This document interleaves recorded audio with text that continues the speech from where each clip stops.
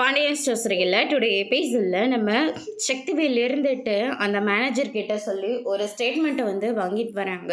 வாங்கிட்டு வந்து பார்த்தீங்கன்னா மாறி இருந்துட்டு, என்னங்க நீங்கள் இப்போ தான் போனீங்க, அதுக்குள்ளே வீட்டுக்கு வந்துட்டீங்க, ஏன் மறுபடியும் ஏதாவது திருட்டுத்தனம் பண்ணுறதுக்கா?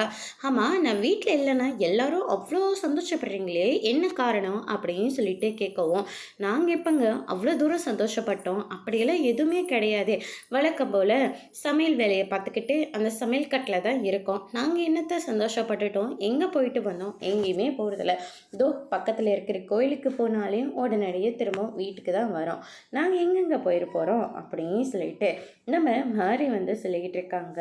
தேவையில்லாமல் பேசிகிட்டு இருக்காத, ஏற்கனவே நான் பயங்கர கோவத்தில் இருக்கேன், தேவையில்லாமல் பேசி இன்னும் என்னை டென்ஷன் ஆக்காத அப்படின்ற மாதிரி சொல்லிக்கிட்டு இருக்காங்க. நீங்கள் டென்ஷன் ஆகிற அளவுக்கு என்னங்க ஆச்சு, ஏங்க இவ்வளோ கோவமாக இருக்கீங்க அப்படின்னு சொல்லிட்டு கேட்கவும், ஏதோ இருந்துட்டு போகிறேன், பேசாமல் இருந்தால் அது உனக்கும் நல்லது தான், அமைதியாக இரு. ஆமாம், அண்ணன் வந்துட்டாரா அப்படின்னு சொல்லிட்டு கேட்கவும், இன்னும் வரலங்க அப்படின்ற மாதிரி சொல்லிடுறாங்க.